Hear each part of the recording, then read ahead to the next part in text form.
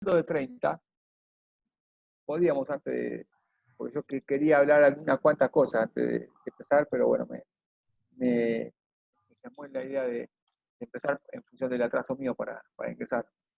Pero bueno, 30 también es otro número que podemos decir que es la cantidad de alumnos que están participando de las actividades.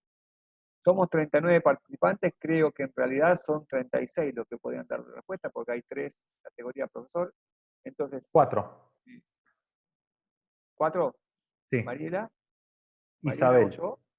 Isabel Porque yo Weinberg. no vi entre los participantes de las actividades, no la vi, pero bueno, muy bien. Entonces, supongamos que son 36, 37 que tenían que responder. Hay 30 que están participando. Respondieron la primera actividad, respondieron la segunda, la misma cantidad y con resultados parecidos. ¿Sí? Los resultados son buenos. Evidentemente la cosa arranca sencilla con vectores. Es cuestión de que sigan teniendo la misma actitud de seguir participando con las mismas actividades. Hoy se van a incorporar 2 más. Una que se refiere a generación de lugares geométricos y otra por perpendicularidad de paralelismo. Son 2 cosas que terminamos de ver hoy y esas 2 actividades se pueden llegar a resolver. Bueno, después lo va a mencionar Ezequiel, va a tener aproximadamente unos 10 días para que tengan la posibilidad de que si alguien tiene una duda dentro de esta semana lo puede preguntar. ¿Sí? Lo puede preguntar por un foro o lo puede preguntar el lunes que viene. Me pueden decir, me pasó que tengo tal inconveniente con tal actividad. Suele pasar que preguntan. Hasta ahora en este grupo no hay muchos muy preguntones. Sería bueno que aparecieran, porque si hay algo que recuerdo de mi hijo cuando le apareció un meme el año pasado, que hacía referencia, que también está estudiando como ustedes, y hacía referencia de lo salvador que es ese chico que pregunta hasta lo impreguntable. ¿Por qué? Y para algunos puede caer pesado, pero en realidad, si hace la pregunta que tenían duda los demás, los está salvando porque se animó a preguntar. Y a veces uno se anima a preguntar por varios motivos, entre otros porque no se siente seguro de estar dominando lo que hay que dominar para hacer la pregunta. Y en realidad las preguntas tienen que ser siempre largadas, ¿sí? Tienen que consultarse para que la cosa vaya bien, no hay que quedarse con dudas. Si alguien tiene algún tipo de duda que cree que es mejor preguntarla solo porque cree que está en otro nivel del curso y demás, se queda, al final, cuando nos quedamos con Ezequiel, podemos armar un rincón donde haya chicos que hacer preguntas, pero no para la clase general, sino, bueno, una cosa más personal. No tenemos chance de estar en un aula, en un recreo, que es lo que nos va a gustar en algún momento si volvemos, ojalá se dé, pero por ahora esa es la alternativa. Si hay dudas, se pueden preguntar, ni bien aparece la duda, es lo mejor. Además, después se pueden olvidar si me preguntan. Pero la otra opción es que se queden al final y cuando se van borrando uno u otro, pues ahí le da menos vergüenza, si hay 3 o 4, y bueno, ahí se quedan para preguntar. Bueno, entonces las actividades que se van a agregar son 2. Esas 2 actividades están contempladas con lo que hoy vamos a terminar de ver de perpendicularidad y paralelismo, que van de la mano, van juntos. Y ahí es donde algo vamos a tener que mencionar cuando cerremos esos temas. Bueno, estamos en 30, muy bien. Estamos.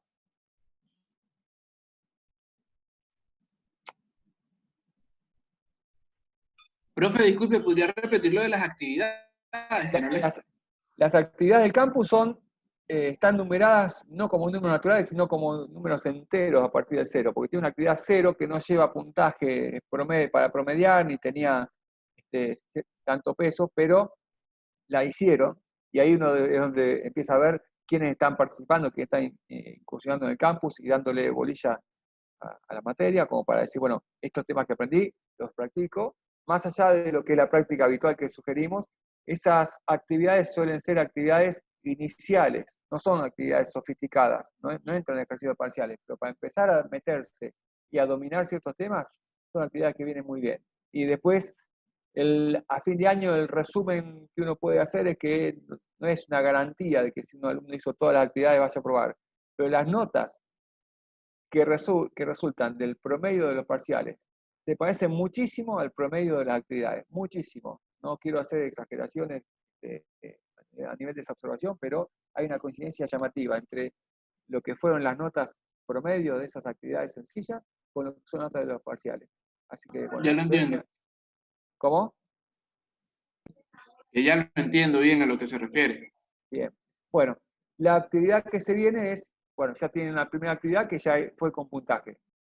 Para que sepan, un promedio de 9,20 entre todos los alumnos y entre los 30 que lo hicieron. Ahora se van a incorporar 2 actividades más.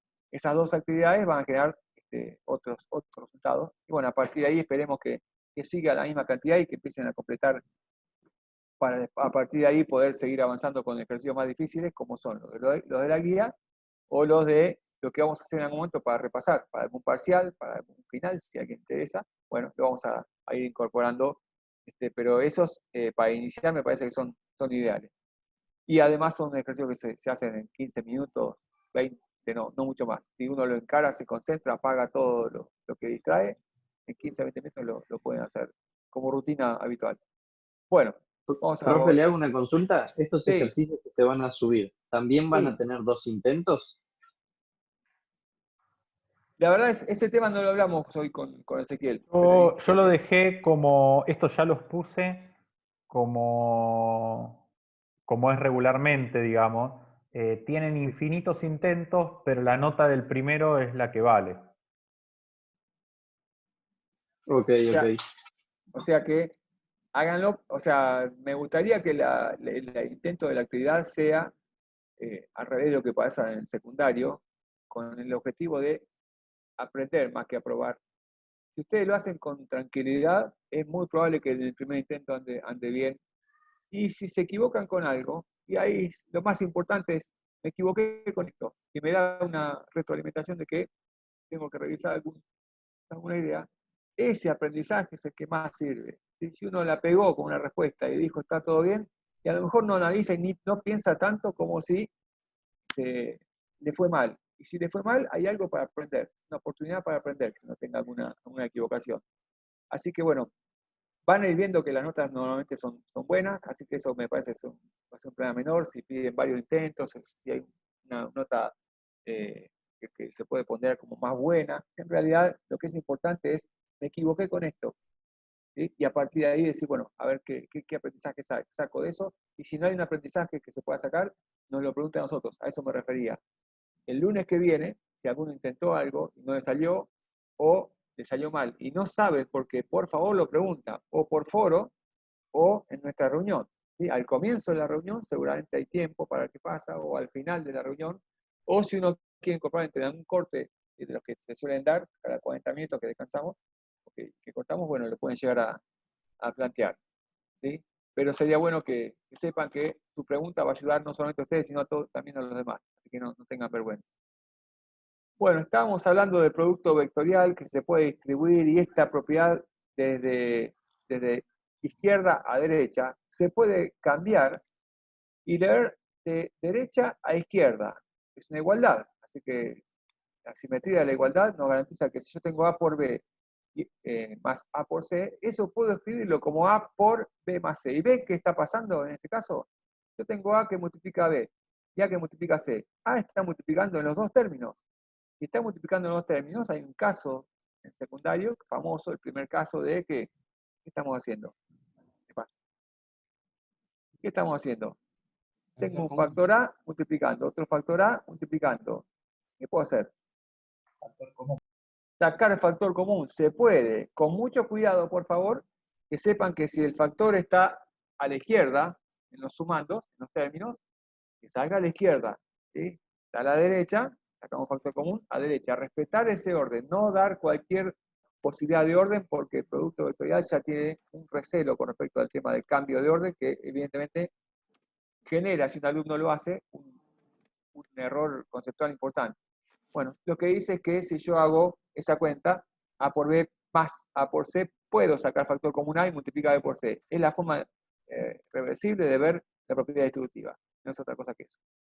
Bueno, la propiedad del producto vectorial, que lo asocia con algún número que multiplica o al producto vectorial o a alguno de los vectores en cualquiera de los órdenes, es es el mismo estilo de propiedad que ya vimos con producto escalar, que es que va a dar el mismo resultado. Si tenemos A por B por un número lambda, Eso da lo mismo que si hacemos, obviamente, un número por vector o vector por un número, da lo mismo.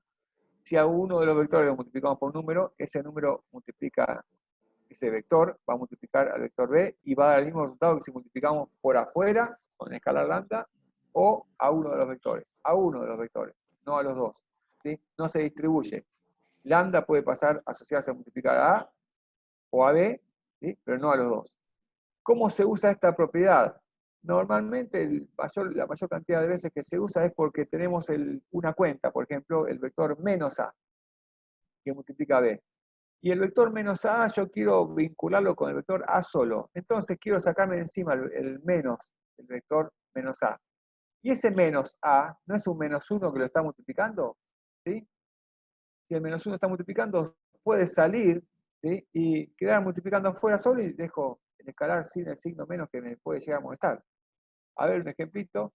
Esta propiedad asociativa mixta que combina dos productos, el vectorial y el producto de escalar por vector, ¿sí? Es lo que le da el nombre de propiedad asociativa mixta. Todos son resultados iguales, que se va a poder usar en la forma que ya lo mencioné recién. Y vamos a el ejemplo que, bueno, enseguida lo vamos a mirar, el ejemplo que estaba hablando recién. Dos cosas que vimos con producto escalar, si multiplicamos por el vector nulo y si multiplicamos por sí mismo. Y ahí están preparadas las dos maquinarias para hacer el producto vectorial. Si hago el producto vectorial de A con sí mismo, perdón, con el vector nulo, perdón. De A con el vector nulo. ¿Qué va a dar como resultado? A por el vector nulo. ¿Qué les parece que va a dar como resultado? 0. 0. A ver, ¿alguien dice otra cosa? El vector nulo. Vector nulo. Hay dos respuestas. Si hay dos respuestas, bueno, hay una de las dos que evidentemente está equivocada y viene bien que hayamos hecho la pregunta.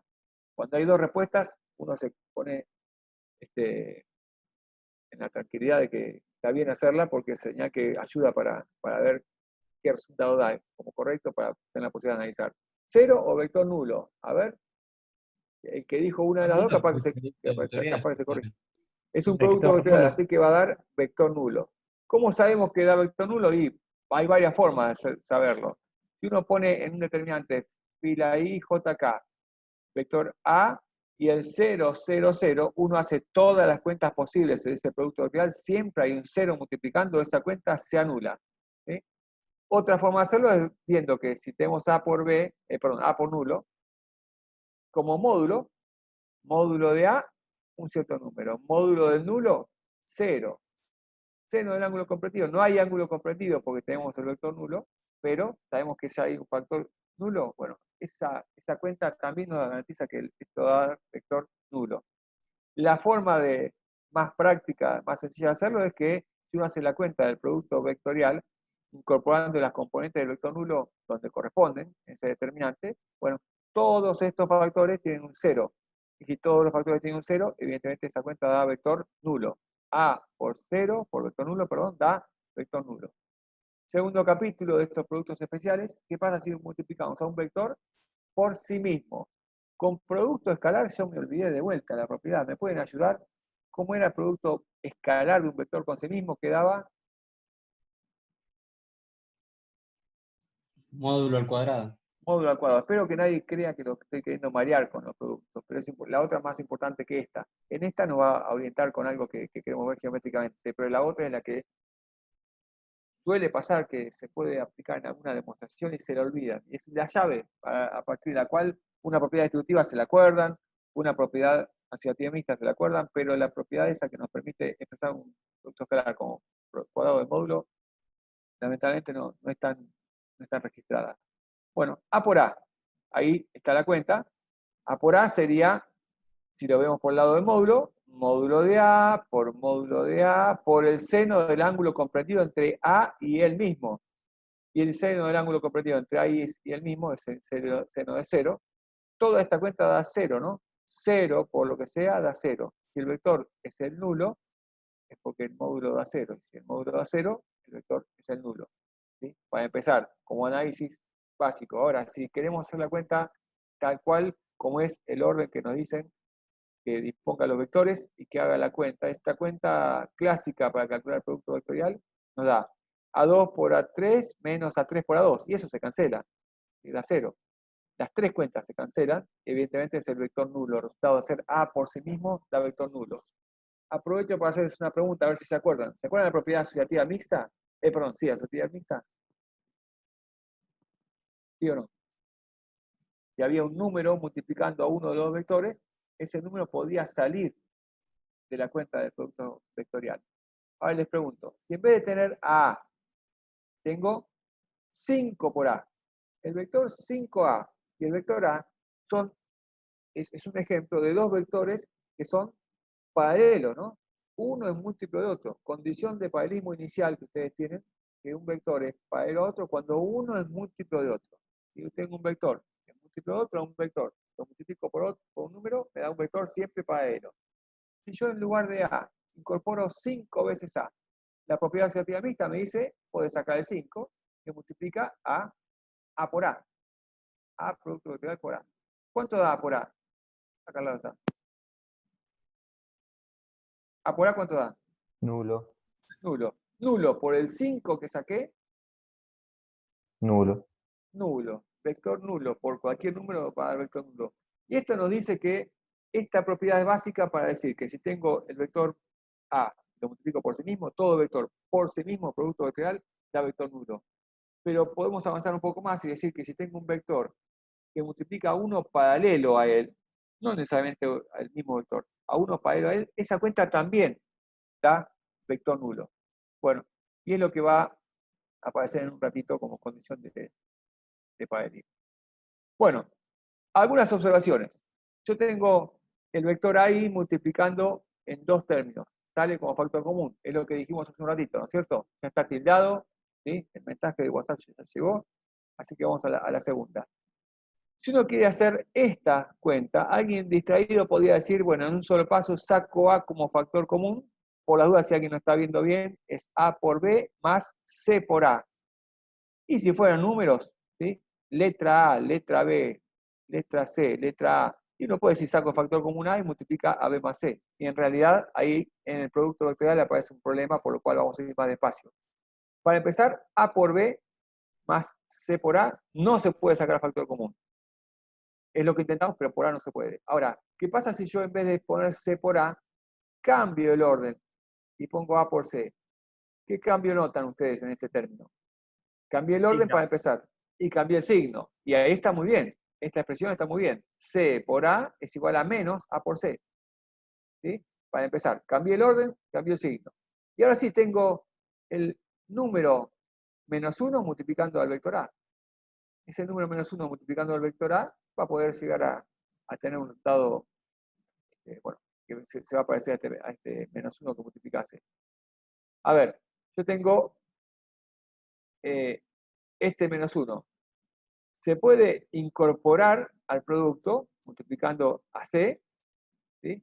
Se puede incorporar multiplicando al vector A, y bueno, acá lo que nos sugiere la guía o la referencia es que el menos, como menos 1 multiplicando, se incorpore multiplicando a C.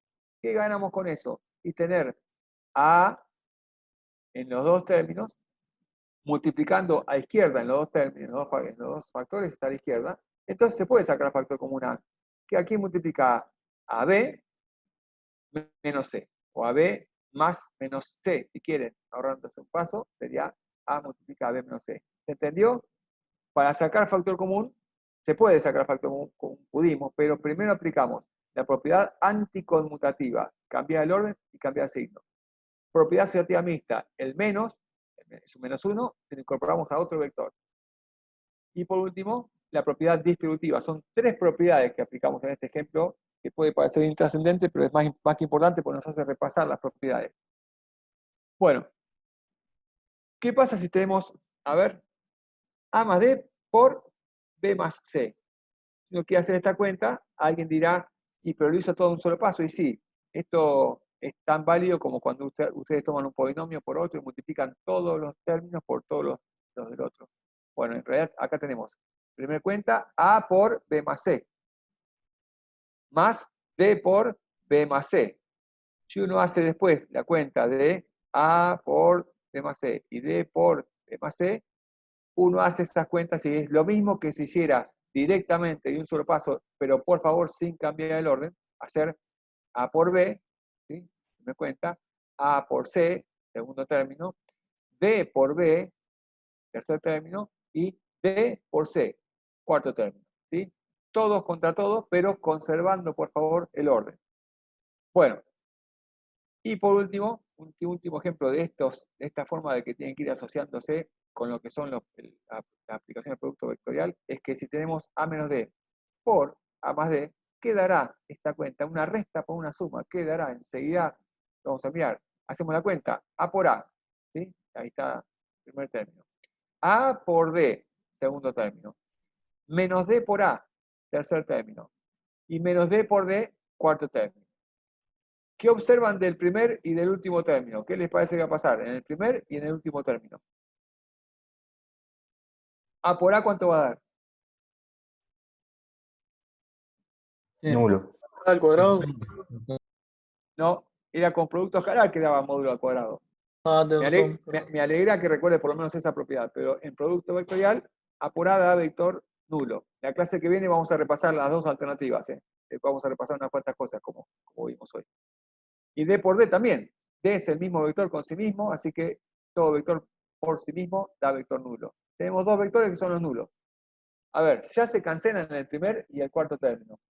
¿Qué puedo hacer con A por D y con D por A para poder llegar a hacer alguna operación de suma entre los dos? Alguien apurado diría, tacho, cancelo A por D con D por A. En polinomio lo haría, con números también. En realidad, acá tengo A por D. D por A, ¿qué cuenta? ¿Qué variante puedo aplicar? A ver. Cambia el signo de D por A. Muy bien. D por A, si le cambio el signo, creo que me está diciendo que cambie el orden también. Para eso me lo decís. Entonces, tengo A por D más, porque cambia el signo. D por A lo cambio a A por D. A por D más A por D. Y da dos veces A por D. El resultado final simplificado de esta cuenta es esa expresión. Y usamos acá, y la propiedad distributiva, como siempre, ¿sí? La propiedad anticonmutativa, y la propiedad que dice que un vector por sí mismo da vector nulo. Bueno, ¿hasta acá alguna duda? ¿No? No. Bueno. Muy bien. Con respecto al producto vectorial, la aplicación geométrica que sabieron es que si yo quiero conseguir un vector que sea perpendicular a dos vectores dados, hago el producto vectorial y ya está. Es una de las que vamos a ver el día de hoy. Pero hay otra propiedad que nos dice que si yo tengo dos vectores que son lados consecutivos de un paralelogramo, lados concurrentes, consecutivos de un paralelogramo, yo hago esta cuenta. Módulo de A por B. Eso era módulo de producto vectorial de A por B, ¿no? Era módulo de A por módulo de B por el seno del ángulo comprendido. Bueno, ¿qué pasa si yo, a partir de esa fórmula, pienso qué pasa si hago la cuenta módulo de B por seno del ángulo comprendido? El seno de este triángulo, ¿sí? En este triángulo rectángulo que uno puede imaginar con cateto apoyado en el lado A, un cateto perpendicular al lado A, el vector A, que llega hasta el extremo de B, y una hipotenusa que es B. Hay algo de este paralelogramo que nos va a aparecer, una figura que nos va a aparecer. Es esa altura H. La altura H de un paralelogramo es lo que nos marca, nos da la posibilidad de calcular el área de un paralelogramo. Por si alguno no lo sabe o no lo recuerda, el área de un paralelogramo, al igual que el área del rectángulo, es la longitud de la base por la altura.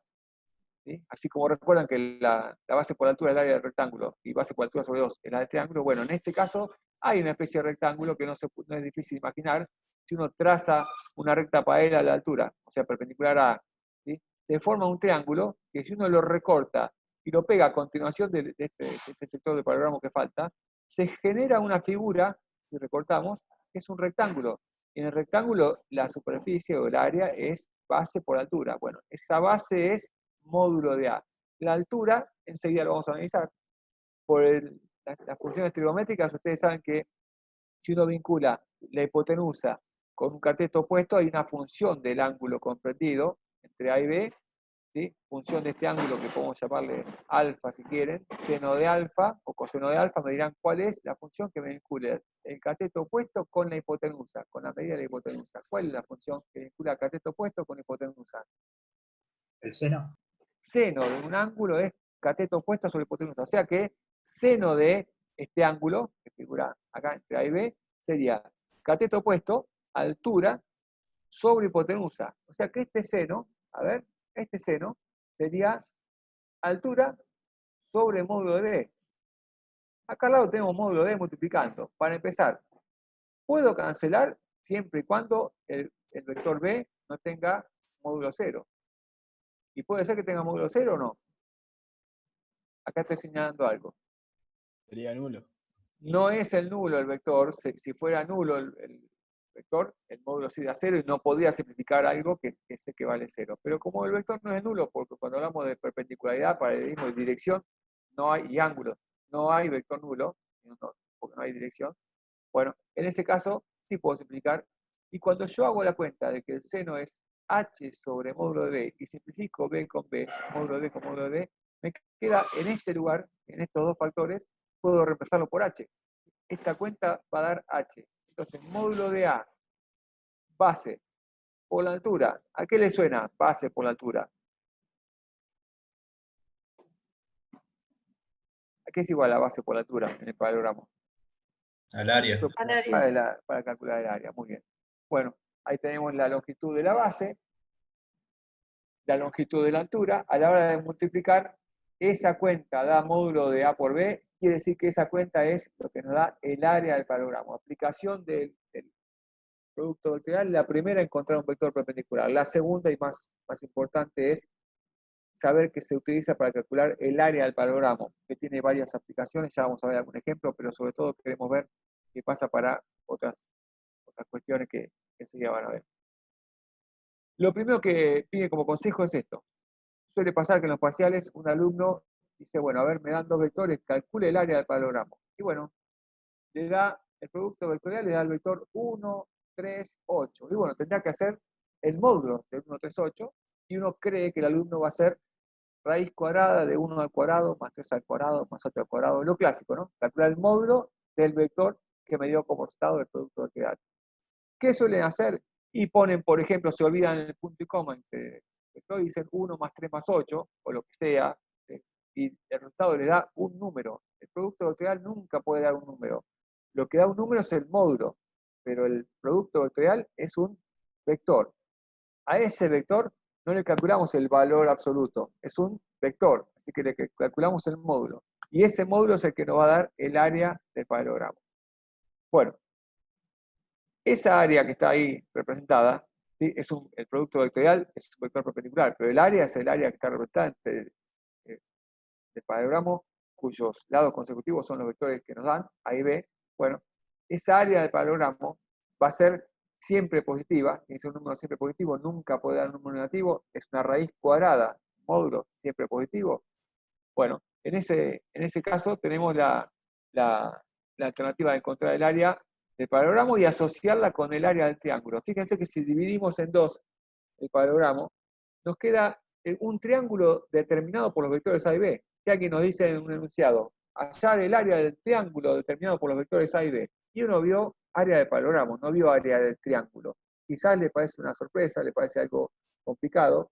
Alguien me va a dar la respuesta, alguno de ustedes me va a dar la respuesta de cómo calculo el área de un triángulo si dos de los lados son los A y B que me dan como datos. ¿Cómo se calcula el área del triángulo? Creo que gráficamente se ve bastante fácil, pero por las dudas. Base por altura sobre 2. Bueno, esa es la fórmula del área del triángulo, ¿no? Se puede hacer por trigonometría y sacar esa cuenta, pero pregunto, por cuestiones de congruencia de triángulos, este lado, ¿sí? Este lado del paralelogramo es igual, congruente con este lado, ¿no? Este otro lado, ¿sí? B, módulo de B, es congruente con este lado. Y tengo un lado en común, así que los dos triángulos tienen los mismos lados. Tienen los mismos lados, el área de los dos es la misma. Entonces, pregunto, si esta área fuera 40, el área del paralelogramo me dio 40, ¿podemos decir cuánto va a dar el área del triángulo? La mitad. Sí. Es la mitad. El área del triángulo, determinado por dos vectores consecutivos, por dos vectores concurrentes, es el área del paralelogramo dividido 2. O sea, el módulo del producto vectorial entre ellos dos dividido 2. ¿Sí? Espero que esa cuenta no nos asuste, porque es simplemente lo mismo que para el paralelogramo, pero dividiendo por 2 el resultado. Bueno, a ver. Cambio. ahí está la formulita abajo para calcular el área del triángulo, cómo se hace.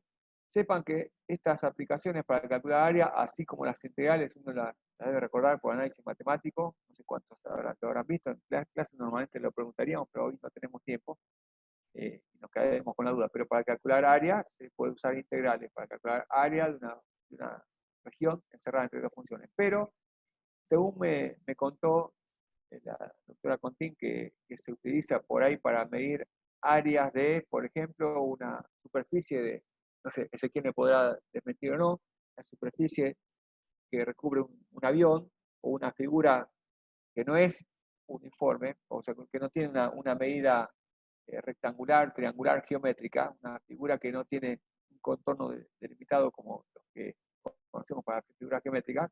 Ahí tenemos la necesidad de calcular el área. Bueno, la forma de calcular el área de esa región es concentrándonos primero en los cuadrados o en los rectángulos que nos permiten calcular el área de una forma muy simple, ¿sí? Pase por altura y se acabó. Y vamos sumando áreas unas con otras. Pero hay sectores de ese contorno que se asimila más a un triángulo que a un rectángulo. Bueno, esos triángulos, como se acaba de ver, también se puede calcular fácilmente con producto vectorial el área, y a partir de que un simulador, alguien que tenga ganas de hacer cuentas rápido, haga las cuentas, evidentemente las posibilidades de usar el producto vectorial son inmediatas, ¿sí? Para hacer una suma de todos los productos vectoriales que nos digan, sumar todos estos paralelogramos o rectángulos, y en el caso de los triángulos, bueno, llegar a aplicar producto vectorial como vimos recién. Bueno, es una anécdota nada más con la cual es interesante ver qué aplicaciones hay de producto vectorial, más allá, sí. Vale, solo para acotar, el método se usa también para cuerpos.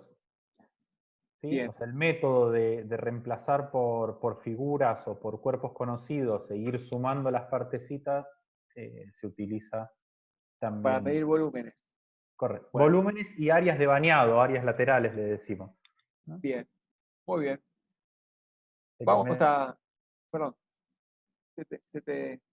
El método es útil, la manera de usarlo es útil.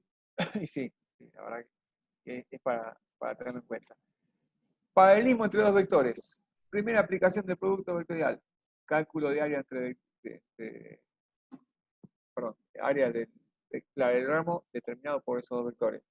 Ahora, si queremos ver si dos vectores son paralelos, ¿sí? Esa condición de paralelismo nos va a decir que si el producto vectorial entre dos vectores da nulo, bueno, esos vectores son paralelos. ¿Y cómo se hace la justificación? Y por un lado tenemos una flecha de izquierda a derecha que nos dice si el producto vectorial da nulo, entonces los vectores son paralelos. A ver cómo lo justificamos. Y empezamos. Si el producto vectorial da vector nulo, el módulo de ese vector va a dar 0. Y el módulo de ese vector era módulo de A por módulo de B por el seno del ángulo comprendido. Y acá nos vamos a detener. Como los vectores no son nulos, si no, no tendría sentido hablar de dirección, lo que decimos que módulo de A y módulo de B no pueden ser 0.